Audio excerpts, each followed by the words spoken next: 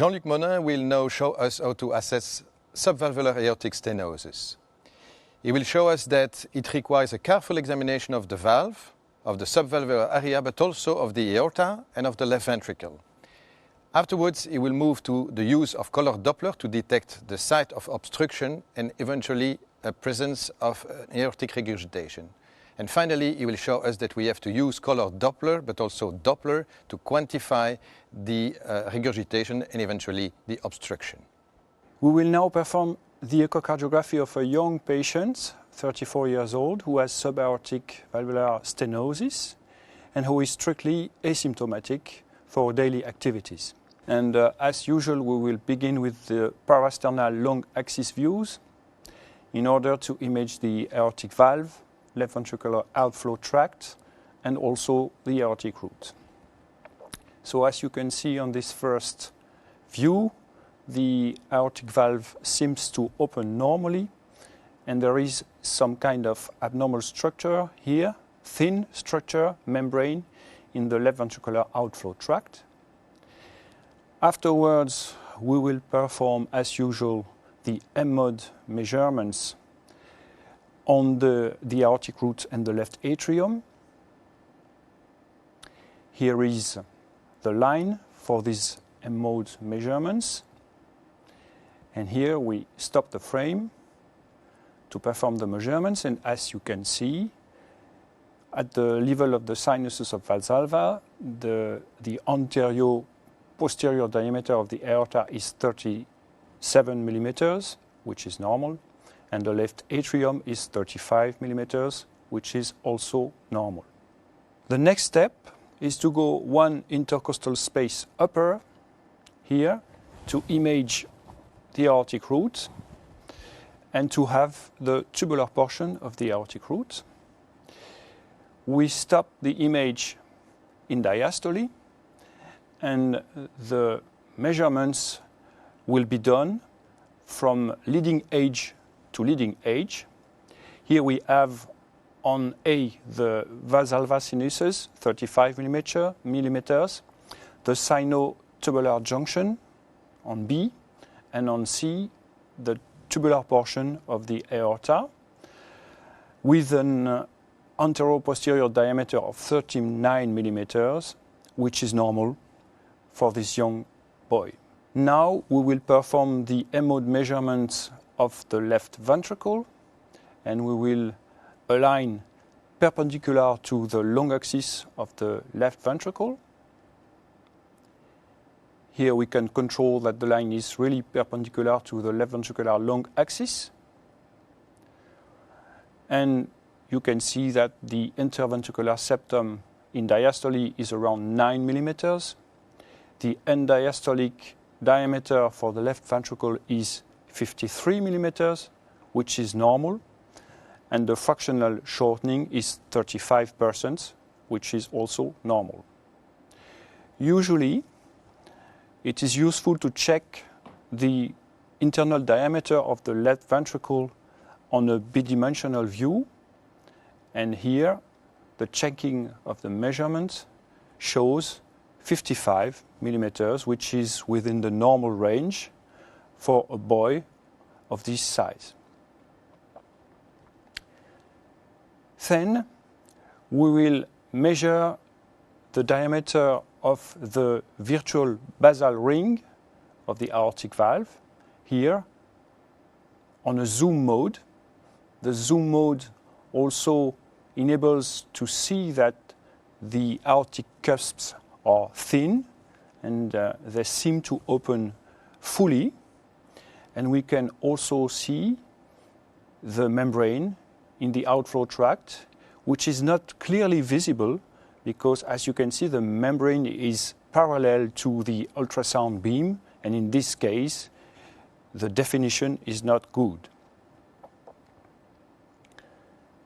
So here you can see a little better the membrane, but still not clearly visible. And if you change the plane to go on the border of the outflow tract, you can see a little bit more easily this membrane in the left ventricular outflow tract. Now we will use the color Doppler flow to image the fact that this young patient has an aortic regurgitation, which seems moderate at first sight. We will zoom on the left ventricular outflow tract, and the Nyquist limit is between 0.6 and 0.7 meter per second with a symmetric baseline in order to measure the vena contracta. So we'll stop the image for measuring the vena contracta, and here we can see clearly the pisa and the narrowest zone, which is the vena contracta, which we will measure here. So the first measurement is around 3 millimeters. We can check another one. And here the second measurement is also 3 millimeters, which supports mild aortic regurgitation. Now we have changed the view. We are still in zoom mode on an en face view of the aortic valve, just to check that we have 3 sinuses of Valsalva, 3 cusps, and most importantly, 3 commissures that fully open to exclude a bicuspid valve.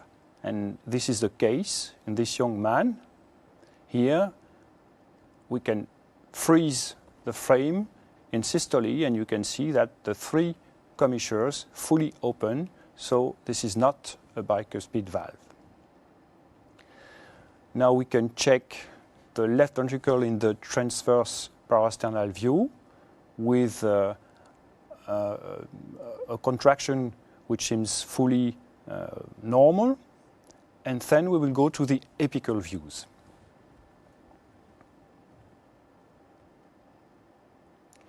So here we begin with an apical 4-chamber view. And as you can see, the left ventricular systolic function seems perfectly normal and homogeneous in this patient. Afterwards, we'll change for a 2-chamber view, and also the systolic function seems perfectly normal. We can also see that the mitral valve is thin with a normal motion. And at last, with this 3-chamber view, we begin to see the membrane in the left ventricular outflow tract better as compared to the parasternal view, because in this case, the structure is perpendicular to the ultrasound beam, and so the definition is much better. With the color Doppler, again, we see the aortic regurgitation with an extension, with a relatively short extension in the left ventricular outflow tract, and we also begin to see a convergence zone in systole with the acceleration of flow at the level of the subaortic membrane. If we go to a modified 4-chamber view,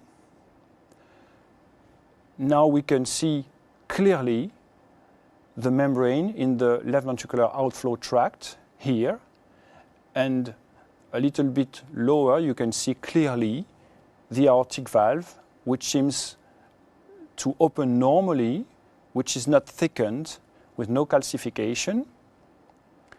Here again we can see perfectly the membrane in the left ventricular outflow tract, and if we looked with the color Doppler, again we can see the small aortic regurg in diastole and the acceleration of the flow at the level of the membrane in systole. We will check the left ventricular filling pressure in this patient, and here we put the pulse wave Doppler at the mitral inflow, and we will stop the image to measure the E wave, the A wave, and afterwards we will look with the tissue Doppler here in this patient, and we will check the E prime wave on the lateral part of the annulus, and here we have the tissue Doppler on the lateral annulus and the measurement of the E' wave, and you can see the E to E' ratio, which is around 6, which supports normal left ventricular filling pressure in this patient. Again, we go to the apical modified 4-chamber or 5-chamber view, and we will check the flow acceleration and the level of the flow acceleration with the pulsed wave Doppler. And as you can see here, we will begin with the pulsed wave Doppler sample above the membrane. And here we have a nice laminar flow with a relatively normal speed. And here, if we stop, we have a laminar flow with a closing click, and we go down progressively to go at the level of the membrane progressively, and here we have an acceleration of the flow just at the moment when we cross this membrane. So now we will use the continuous wave Doppler to have the global gradient across this membrane. First of all, we also have the combined flow of the diastolic flow of aortic regurgitation and the systolic flow of the membrane. We will check the systolic flow with an automated detection system, which enables us to calculate the mean pressure gradient and the peak pressure gradient. As you can see here, the mean pressure gradient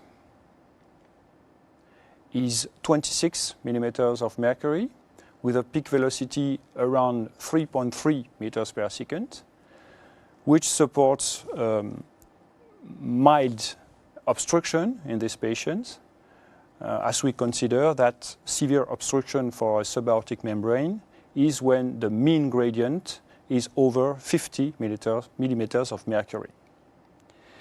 We will go back to the diastolic flow to measure the pressure half time of the aortic regurgitation. And as you can see here, the pressure half time is 367 milliseconds, which is long and supports mild aortic regurgitation. As we can remember that a pressure half time shorter than 200 milliseconds supports moderate to severe regurgitation. Now we will change the position of the patient, who will be flat on his back, to image the suprasternal view. And here we will check the diastolic flow reversal for the aortic regurg. Here we are in a good position with a pulsed wave Doppler sample at the level of the aortic isthmus. We will take this measurement, and the results gives 14 centimeters per second, which again supports mild regurgitation. We know that for moderate to severe regurgitation, we would need to have an end diastolic velocity above 20 centimeters per second.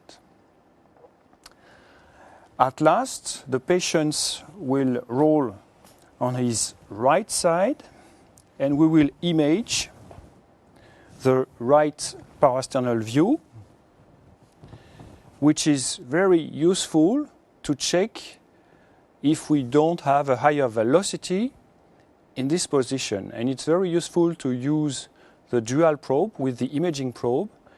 It's much faster to align with the flow.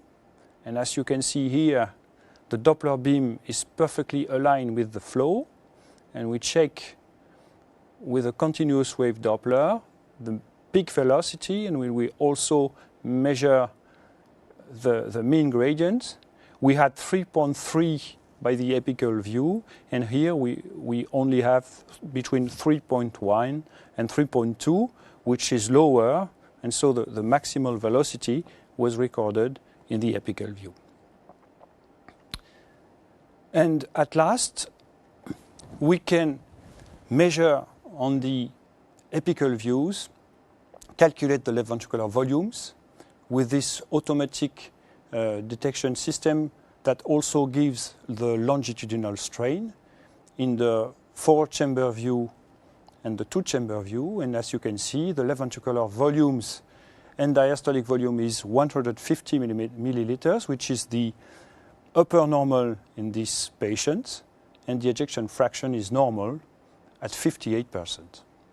So to conclude, this young patient has mild subaortic stenosis with a mean pressure gradient around 25 millimeters of mercury. He also has normal LV function, a non-dilated aortic root. The left ventricular filling pressures are normal, which is coherent with the fact that this patient is strictly asymptomatic. So the management of this patient is to follow him and to repeat the examination at 1 year. So the key point of this examination is that we have to use multiple views, not only to look at the membrane, but also to look at the flow and to quantify them appropriately.